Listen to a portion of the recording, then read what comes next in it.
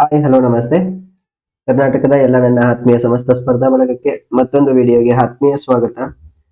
Top 10 ಪ್ರಮುಖ GK ಪ್ರಶ್ನೋತ್ತರಗಳ ಚರ್ಚೆ ವಿಶೇಷ ತರಗತಿಗೆ ಮತ್ತೊಮ್ಮೆ ತಮಗೆಲ್ಲರಿಗೂ ಸ್ವಾಗತ.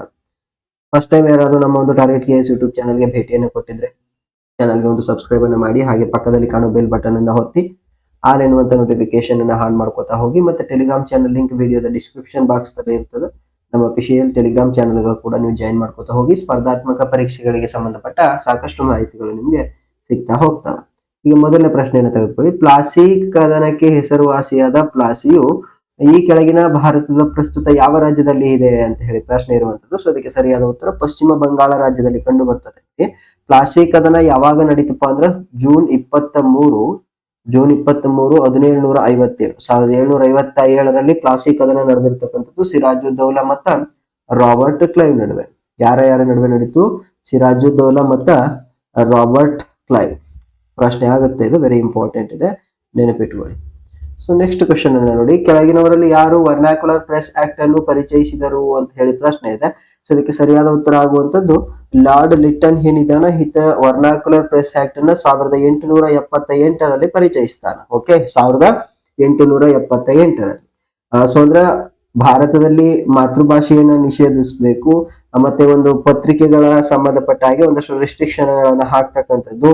ಓಕೆ, ಸೊ ಈ ಒಂದು ಲಾರ್ಡ್ ಲಿಟ್ಟನ್ ನ ವರ್ನಾಕ್ಯುಲರ್ ಪ್ರೆಸ್ ಆಕ್ಟ್ ಗೆ ಬಲಿಯಾದಂತಹ ಮೊದಲ ರಾಷ್ಟ್ರೀಯ ಪತ್ರಿಕೆ ಯಾವುದಿದೆ ಅಂತ ಹೇಳಿ ಕೇಳ್ತಾನ. ಅಲ್ಲಿ ಸೋಮಪ್ರಕಾಶ್ ಅಂತ ಹೇಳಿ ಒಂದು ಪತ್ರಿಕೆ ಬರ್ತದ. ಏನಂತ?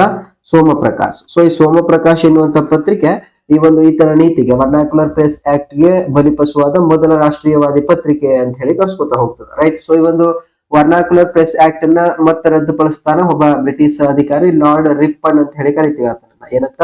Lord Ripon. ಅಂದ್ರೆ ಭಾರತದೊಳಗ ಸ್ಥಳೀಯ ಸರ್ಕಾರಗಳ ಪಿತಾಮಹ ಮತ್ತ ಭಾರತದ ಸ್ನೇಹಿತ ಅಂತ ಹೇಳಿ ನಾವು ಕರಿತಾ ಹೋಗ್ತೀವಲ್ಲ, ಈ ಲಾರ್ಡ್ ರಿಪ್ಪನ್ ಆ ಒಂದು ಪತ್ರಿಕಾ ನಿರ್ಬಂಧ ಕಾಯ್ದೆಯನ್ನು ವಾಪಸ್ ತೆಗೆದುಕೊತಾನೆ.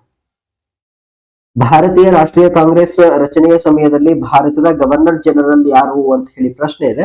ಸೊ ಅದಕ್ಕೆ ಸರಿಯಾದ ಉತ್ತರ ಆಗುವಂತದ್ದು ಲಾರ್ಡ್ ಡಫರಿನ್ ಇದಾನ ನೋಡ್ರಿ. ಸೊ ಈ ಲಾರ್ಡ್ ಡಫರಿನ್ ಭಾರತದಲ್ಲಿ ಇಂಡಿಯನ್ ನ್ಯಾಷನಲ್ ಕಾಂಗ್ರೆಸ್ INC ಸ್ಥಾಪನೆ ಆದಂತ ಒಂದು ಸಂದರ್ಭದೊಳಗ ಭಾರತದ ಗವರ್ನರ್ ಜನರಲ್ ಆಗಿದ್ದಂಥವ್ರು. ಅದನ್ನೇ 1884ರಿಂದ 1888ರವರೆಗೆ ಈತ ಗವರ್ನರ್ ಆಗಿ ಆಡಳಿತವನ್ನ ಮಾಡಿರ್ತಾನ.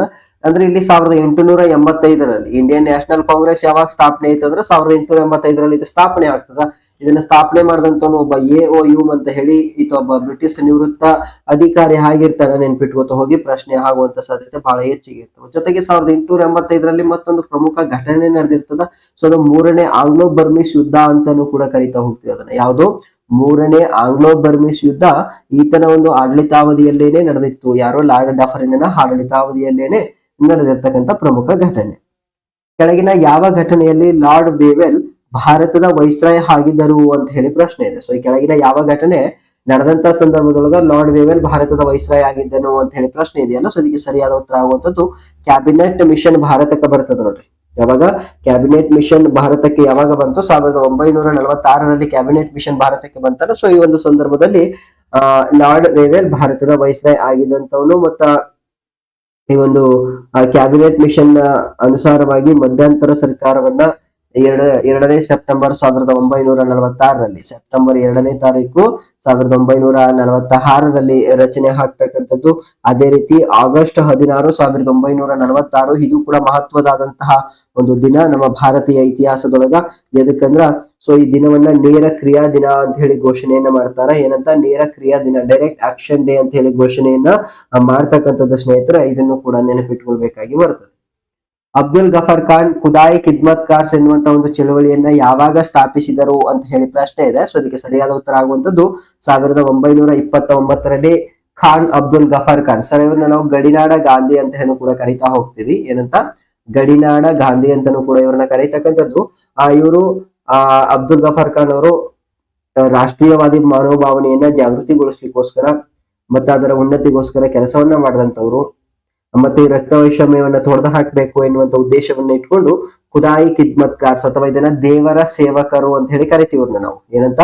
ದೇವರ ಸೇವಕರು. ಪ್ರಶ್ನೆ ಆಗುತ್ತಾ ಇದು? ದೇವರ ಸೇವಕರು ಅಂತ ಹೇಳಿ ಕರಿತಾ ಹೋಗ್ತೀವಿ. ಚಳುವಳಿಯನ್ನ ಇವರು ಆರಂಭವನ್ನ ಮಾಡಿದಂಥದ್ದು. ಡಾಕ್ಟ್ರಿನ್ ಆಫ್ ಲ್ಯಾಬ್ಸ್ ಮೂಲಕ ಅವುಗಳ ಸೇರ್ಪಡೆಯ ಪ್ರಕಾರ ಈ ಕೆಳಗಿನ ರಾಜ್ಯಗಳನ್ನು ಕಾಲಾನುಕ್ರಮದಲ್ಲಿ ಜೋಡಿಸಿ ಅಂತ ಹೇಳಿ ಪ್ರಶ್ನೆ ಇದೆ. ಸೊ ಇಲ್ಲಿ ಮೊದಲಿಗೆ ಯಾವ ನಗರ ಯಾವ ವರ್ಷ ಸೇರ್ತು ಅಂತ ಹೇಳಿ ಬರೆದು ಬಿಡ್ತೀನಿ ನೋಡಿ ಮುಂದೆ. ಮೊದಲಿಗೆ ಸತಾರಾ ಸೇರ್ಪಡೆಯಾದಂತದ್ದು 1848ರಲ್ಲಿ. ಇದು ಈ ಒಂದು ಡಾಕ್ಟ್ರಿನ್ ಆಫ್ ಲ್ಯಾಬ್ ಮೀನ್ಸ್ ದತ್ತು ಮಕ್ಕಳಿಗೆ ಉತ್ತರಾಧಿಕಾರದ ಹಕ್ಕಿಲ್ಲ ಅಂತ ಹೇಳಿ ಲಾರ್ಡ್ ಡಾಲ್ಹೌಸಿ ಜಾರಿಗೆ ತೆಗೆದುಕೊಂಡು ಬರ್ತಾನಲ್ಲ, ಆ ನೀತಿಗೆ ಒಳಪಟ್ಟಂತ ಮೊದಲ ಪ್ರದೇಶ. ಅದೇ ರೀತಿ ಉದಯ್ಪುರ ಅನ್ನುವಂಥದ್ದು ಇದೆಯಲ್ಲ, ಸೊ ಉದಯ್ಪುರ ಯಾವಾಗ ಅಂದ್ರೆ 1852ರಲ್ಲಿ. ಅದೇ ರೀತಿ ನಾಗಪುರ ನೋಡಿ ಸರ್, ನಾಗಪುರ 1854ರಲ್ಲಿ ಒಳಪಡ್ತದೆ. ಅದೇ ರೀತಿ ಸಂಬಲ್ಪುರ್, ಸೊ ಈ ಸಂಬಲ್ಪುರ್ ಒಳಪಡ್ತಕ್ಕಂಥದ್ದು 1849ರಲ್ಲಿ. ಸೊ ಒಟ್ಟಿಗೆ 1849ರಲ್ಲಿ ಇದು ಒಳಪಡ್ತದೆ. ಸೊ ಇಲ್ಲಿ ನಮಗೆ ಕೊಟ್ಟಿರ್ತಕ್ಕಂಥ ಆಪ್ಷನ್ ಒಳಗ ಮೊದಲಿಗೆ ಸತಾರ ಬರಬೇಕು 1, ಸೊ ತದನಂತರ ಸಂಬಲ್ಪುರ್ 4 ಬರಬೇಕು, ಹೌದಾ. So option B is the right answer ಆಗ್ತದೆ.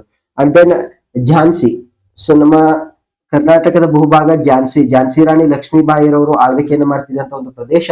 ಇದು ಯಾವ ವರ್ಷದಲ್ಲಿ ಈ ಒಂದು ದತ್ತು ಮಕ್ಕಳಿಗೆ ಉತ್ತರಾಧಿಕಾರದ ಹಕ್ಕಿಲ್ಲ ಎನ್ನುವಂತ ನೀತಿಗೆ ಒಳಪಡ್ತದೆ ಅಂದ್ರೆ 1853ರಲ್ಲಿ ಇದು ಕೂಡ ಈ ಒಂದು ಕಾಯ್ದೆಗೆ ಬಲಿಪಶುವಾಗಬೇಕಾಗಿ ಬರ್ತದೆ. ಸೊ ದತ್ತು ಮಕ್ಕಳಿಗೆ ಉತ್ತರಾಧಿಕಾರದ ಹಕ್ಕಿಲ್ಲ ಎನ್ನುವಂತ ನೀತಿಯನ್ನ ಜಾರಿಗೆ ತೆಗೆದುಕೊಂಡು ಬಂದವನು ಲಾರ್ಡ್ ಡಾಲ್ಹೌಸಿ.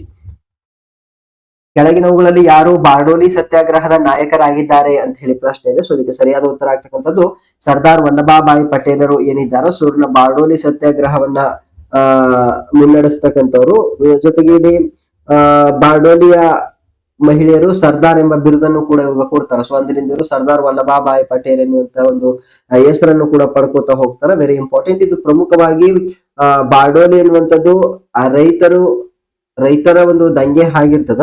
ಓಕೆ, ಸೊ ಇದು ವೆರಿ ಇಂಪಾರ್ಟೆಂಟ್, ನೆನಪಿಟ್ಕೊಳ್ಳಿ. ಇದು ಯಾವುದಕ್ಕೆ ಸಂಬಂಧಪಟ್ಟಿತ್ತು ಎನ್ನುವಂತ ಪ್ರಶ್ನೆಗಳು ಕೂಡ ಆಗ್ತಾ ಹೋಗ್ತವೆ. ಓಕೆ, 1926ರಲ್ಲಿ ನಡೀತದೆ, 1926 ಕೆಳಗಿನವುಗಳಲ್ಲಿ ಯಾರು ಪೂನಾ ಸಾರ್ವಜನಿಕ ಸಭಾವನ್ನು ಸ್ಥಾಪಿಸಿದರು ಅಂತ ಹೇಳಿ ಪ್ರಶ್ನೆ ಇದೆ. ಸೊ ಇದಕ್ಕೆ ಸರಿಯಾದ ಉತ್ತರ ಕೆಳಗಿನವುಗಳಲ್ಲಿ ಯಾವ್ದಾಗ್ತವ ನೋಡಿ. ಮಹಾದೇವ ಗೋವಿಂದ ರಾನಡೆ, ಗಣೇಶ್ ಚಂದ್ರ ವಾಸುದೇವ ಜೋಶಿ, HS ಚಿಪ್ಲೋಂಕರ್. ಈ ಕೆಳಗೆ ನೀಡಿರತಕ್ಕಂತಹ ಸರಿಯಾದ ಉತ್ತರನ ಆಯ್ಕೆ ಮಾಡಿದಾಗ ಇಲ್ಲಿ 3 ಕೂಡ ಹಾಕ್ತಾರ. 1, 2, 3 ಅಂದ್ರ ಮಹಾದೇವ ಗೋವಿಂದ ರಾನಡೆ, ಗಣೇಶ್ ವಾಸುದೇವ ಜೋಶಿ, HS ಚಿಪ್ಲೋಂಕರ್ 3 ಕೂಡ ಪ್ರಮುಖವಾಗಿ ಪೂರ್ಣ ಸಾರ್ವಜನಿಕ ಸಭಾದ ಸ್ಥಾಪಕರು 1876ರಲ್ಲಿ. ಯಾವಾಗ 1876ರಲ್ಲಿ ಒಂದು ಸಭೆಯನ್ನ ಅವರು ಎಲ್ಲಿ ಸ್ಥಾಪನೆಯನ್ನು ಮಾಡ್ತಾರೆ, ಯಾವ್ದನ್ನ ಪೂನಾ ಸಾರ್ವಜನಿಕ ಸಭಾವನ್ನ ಇವರು ಎಲ್ಲಿ ಸ್ಥಾಪನೆಯನ್ನು ಮಾಡ್ತಾರಪ್ಪ 1876ರಲ್ಲಿ ಅಂದಾಗ ಪುಣೆಯಲ್ಲಿ ಇದನ್ನ ಇವರು ಸ್ಥಾಪನೆಯನ್ನ ಮಾಡ್ತಕ್ಕಂಥದ್ದು. ಅರ್ಥ ಆಗ್ತಿದ್ಯಾ? ಎಸ್. ಸೊ ಇದು ಪ್ರಮುಖವಾಗಿ ಏನು ಕೆಲಸವನ್ನ ಮಾಡ್ತದೆ, ಇದರ ಪ್ರಮುಖ ಉದ್ದೇಶವೇನು ಅಂದ್ರೆ ಸರ್ಕಾರ ಮತ್ತೆ ಜನರ ನಡುವೆ ಒಂದು ರೀತಿ ಸೇತುವೆಯಾಗಿ ಕಾರ್ಯವನ್ನ ನಿರ್ವಹಿಸ್ತಕ್ಕಂಥದ್ದು. ಅಂದ್ರೆ ಜನರ ಸಮಸ್ಯೆಗಳನ್ನ ಸರ್ಕಾರದ ಮುಂದೆ ಇಡುವಂತದ್ದು ಮತ್ತೆ ಸರ್ಕಾರದ ಯೋಜನೆಗಳನ್ನ ಜನರಿಗೆ ತಲುಪಿಸುವಂತೆ ಮಾಡ್ತಕ್ಕಂಥ ಒಂದು ಸೇತುವೆ ರೀತಿಯಲ್ಲಿ ಈ ಒಂದು ಪೂನಾ ಸಾರ್ವಜನಿಕ ಸಭಾ ಕೆಲಸವನ್ನ ಮಾಡ್ತಿರ್ತದ. ಓಕೆ, ಯಾವ ದಿನಾಂಕದಂದು ಲಂಡನ್ ನಲ್ಲಿ ಮೊದಲ ದುಂಡು ಮೇಜಿನ ಸಮ್ಮೇಳನವನ್ನು ಉದ್ಘಾಟಿಸಲಾಯಿತು ಅಂತ ಹೇಳಿ ಪ್ರಶ್ನೆ ಇದೆ. ಸೊ ಈಗ ಒಟ್ಟು 3 ದುಂಡು ಮೇಜಿನ ಸಮ್ಮೇಳನಗಳು ನಡೀತಾವ. ಅದರಲ್ಲಿ ಮೊದಲನೇ ದುಂಡು ಮೇಜಿನ ಸಮ್ಮೇಳನ ನಡೆಯುವಂತದ್ದು ನವೆಂಬರ್ 12, 1930ರಲ್ಲಿ. ಅರ್ಥ ಆಗ್ತಿದ್ಯಾ? ಸೊ ಈ ಒಂದು ಮೊದಲ ದುಂಡು ಮೇಜಿನ ಸಮ್ಮೇಳನ ಅಲ್ಲಿ ನಡೀತಾ ಹೋಗ್ತಕ್ಕಂಥದ್ದು. ಬಟ್ ಇಲ್ಲಿ INC ಇಂಡಿಯನ್ ನ್ಯಾಷನಲ್ ಕಾಂಗ್ರೆಸ್ ನ ಪರವಾಗಿ ಯಾರು ಕೂಡ ಇದ್ರೊಳಗ ಭಾಗವಹಿಸೋದಿಲ್ಲ. ಓಕೆ, ಸೊ ಮತ್ತೆ ತದನಂತರ ಏನು ನಮ್ಮ ಭಾರತದೊಳಗ ಮಹಾತ್ಮ ಗಾಂಧೀಜಿ ಮತ್ತ ಒಂದು ಒಪ್ಪಂದ ಆಗ್ತದೆ. ಮಹಾತ್ಮ ಗಾಂಧೀಜಿ ಮತ್ತೆ ಇನ್ನೊಬ್ಬರು ವೈಸ್ರಾಯ್ ಬರ್ತಾನ, ಅವ್ರಿಬ್ಬರ ನಡುವೆ ಒಂದು ಒಪ್ಪಂದ ಆಗ್ತದೆ 1931ರಲ್ಲಿ. ಸೊ ಆ ಒಂದು ಒಪ್ಪಂದದ ನಂತರ ಮಹಾತ್ಮ ಗಾಂಧೀಜಿರವರು ಏನ್ ಮಾಡ್ತಾರೆ, ಇಂಡಿಯನ್ ನ್ಯಾಷನಲ್ ಕಾಂಗ್ರೆಸ್ ಪರವಾಗಿ ಭಾಗವಹಿಸುವಂತ ಕೆಲಸವನ್ನ ಮಾಡ್ತಾ ಹೋಗ್ತಾರ. ಬಟ್ ಇಲ್ಲಿ 3 ದುಂಡು ಮೇಜಿನ ಸಮ್ಮೇಳನಗಳೊಳಗ ಭಾಗವಹಿಸಿದಂತವ್ರು ಅಂತ ಹೇಳಿ ಕೇಳಿದಾಗ 3 ದುಂಡು ಮೇಜಿನ ಸಮ್ಮೇಳನದೊಳಗ ಭಾಗವಹಿಸ್ತಕ್ಕಂಥವ್ರು ನಮ್ಮ ಬಾಬಾ ಸಾಹೇಬ್ ಅಂಬೇಡ್ಕರ್ ಅವರು ಇಲ್ಲಿ ಭಾಗವಹಿಸ್ತಾ ಹೋಗ್ತಾರ. ಅರ್ಥ ಆಗ್ತಿದೆ? ಸೊ ವೆರಿ ಇಂಪಾರ್ಟೆಂಟ್ ಆಗಿ ನಿಮಗ ನೆನ್ಪಿಟ್ಕೋಬೇಕಾಗಿ ಬರ್ತದೆ ಸ್ನೇಹಿತರೆ. ಅಂದ್ರೆ ಇಲ್ಲಿ ಪ್ರಮುಖವಾಗಿ ಈ ಒಂದು ದುಂಡು ಮೇಜಿನ ಸಮ್ಮೇಳನದೊಳಗ ಭಾಗವಹಿಸಿದಂತ ಪ್ರಮುಖರ ಪ್ರಶ್ನೆಗಳನ್ನ ಕೇಳ್ತಾ ಹೋಗ್ತಾನೆ. ಅಂದ್ರೆ ಯಾರ್ಯಾರು ಭಾಗವಹಿಸಿದ್ರು ಅಂತ ಹೇಳಿ. ಸೊ ಅದನ್ನ ನಾನು ನೆಕ್ಸ್ಟ್ ವಿಡಿಯೋದೊಳಗೆ ಅಪ್ಡೇಟ್ ಕೊಡ್ತಾ ಹೋಗ್ತೇನೆ. ಬಟ್ ಇಷ್ಟು ವೆರಿ ಇಂಪಾರ್ಟೆಂಟ್ ಆಗಿ ನೀವು ನೆನ್ಪಿಟ್ಕೋತಾ ಹೋಗಿ. Okay, yes. ಮತ್ ಮುಂದಿನ ಒಂದು ಪ್ರಶ್ನೆಯನ್ನ ನೋಡಿ. ಮತ್ತೆ ಹಾಗೆ ಮಹಾತ್ಮ ಗಾಂಧೀಜಿ ಮತ್ತೆ ಯಾವ ಅಧಿಕಾರಿಯ ನಡುವೆ ಒಂದು ಒಪ್ಪಂದ ಆಯ್ತು ಅನ್ನೋದನ್ನ, ಅಂದ್ರ ದುಂಡು ಮೇಜಿನ ಸಮ್ಮೇಳನಕ್ಕೆ ಭಾಗವಹಿಸ್ಲಿಕ್ಕೆ ಮಹಾತ್ಮ ಗಾಂಧೀಜಿರವರು ಒಂದು ಒಪ್ಪಂದ ಕಾರಣ ಆಗ್ತದೆ. ಸೊ ಆ ಒಪ್ಪಂದ ಯಾವ್ದು ಅನ್ನೋದನ್ನ ಕಮೆಂಟ್ ಬಾಕ್ಸ್ ಒಳಗ ಕಮೆಂಟ್ ಮಾಡಿ. ಭಾರತೀಯ ಅಶಾಂತಿಯ ಪಿತಾಮಹ ಅಂತ ಹೇಳಿ ಯಾರನ್ನ ಕರೆಯುತ್ತಾರೆ ಅಂತ ಹೇಳಿ ಪ್ರಶ್ನೆ ಇದೆ. ಸೊ ಅದಕ್ಕೆ ಸರಿಯಾದ ಉತ್ತರ ಆಗುವಂತದ್ದು ಬಾಲಗಂಗಾಧರ ತಿಲಕರು. ಇವರೊಬ್ಬ ಪ್ರಮುಖ ಕ್ರಾಂತಿಕಾರಿ. ಇವ್ರನ್ನ ಲೋಕಮಾನ್ಯ ತಿಲಕರು ಅಂತಾನು ಕೂಡ ಕರಿತೀವಿ. ಏನಂತ?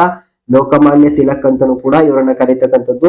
ಸೊ ಇಲ್ಲಿ ವ್ಯಾಲೆಂಟೈನ್ ಚಿರೋಲ್ ವೆರಿ ಇಂಪಾರ್ಟೆಂಟ್. ಇವರನ್ನ ಈ ರೀತಿ ಕರೆದಂತಹ ಬ್ರಿಟಿಷ್ ಕ್ಯಾಂಡಿಡೇಟ್ ಯಾರಪ್ಪ ಅಂದ್ರ ವ್ಯಾಲೆಂಟೈನ್ ಚಿರೋಲ್ ಎನ್ನುವಂತವನು ವ್ಯಾಲೆಂಟೈನ್ ಚಿರೋಲ್ ಎನ್ನುವಂತವನು ಬಾಲಗಂಗಾಧರ ತಿಲಕರನ್ನ ಭಾರತೀಯ ಅಶಾಂತಿಯ ಪಿತಾಮಹ ಅಂತ ಹೇಳಿ ಕರೀತಕ್ಕಂಥದ್ದು. ಮತ್ತೆ ಇಲ್ಲಿ ಪ್ರಮುಖವಾಗಿ ಸ್ವರಾಜ್ ಎನ್ನುವಂತಹ ಸ್ವರಾಜ್ಯದ ಮೊದಲ ಮತ್ತು ಪ್ರಬಲವಾಗಿ ಒತ್ತಿ ಹೇಳದಂತವರಲ್ಲಿ ಇವರು ಕೂಡ ಒಬ್ಬರು. ಅರ್ಥ ಆಗ್ತಿದೆಯಾ? ಸೊ ಅದ್ರ ನಾವು ಪ್ರಮುಖವಾಗಿ ನಮ್ಮ ಉದ್ದೇಶ ಭಾರತದಿಂದ ಬ್ರಿಟಿಷರನ್ನ ಓಡಿಸ್ಬೇಕು ಎನ್ನುವಂತ ವಿಚಾರದೊಳಗ ಇವರು ಮುನ್ನೆಲೆಯಲ್ಲಿ ಕಾಣಿಸ್ಕೊಂಡಂತವ್ರು. ಓಕೆ, ಸೊ ಇಷ್ಟು ಪ್ರಮುಖವಾಗಿ ಇವತ್ತಿನ ಪ್ರಮುಖ 10 GK ಪ್ರಶ್ನೆಗಳು ಮತ್ತೆ ಅದಕ್ಕೆ ಸಂಬಂಧಪಟ್ಟ ಒಂದಷ್ಟು ಬೇಸಿಕ್ ಮಾಹಿತಿಗಳು. ತರಗತಿ ಇಷ್ಟ ಆಯ್ತಪ್ಪ ಅಂದ್ರೆ ಒಂದು ಲೈಕ್ ಬಟನ್ ಅನ್ನು ಒತ್ತಿ ಮತ್ತೆ ಸ್ನೇಹಿತರಿಗೆ ವಿಡಿಯೋದ ಲಿಂಕ್ ಅನ್ನ ಶೇರ್ ಮಾಡಿ. ಮತ್ತೆ ಯಾರು ಚಾನಲ್ಗೆ ಸಬ್ಸ್ಕ್ರೈಬ್ ಮಾಡ್ಕೊಂಡಿಲ್ಲ ಬೇಗ ಬೇಗ ಸಬ್ಸ್ಕ್ರೈಬ್ ಅನ್ನ ಮಾಡ್ಕೊಳ್ಳಿ. Take care.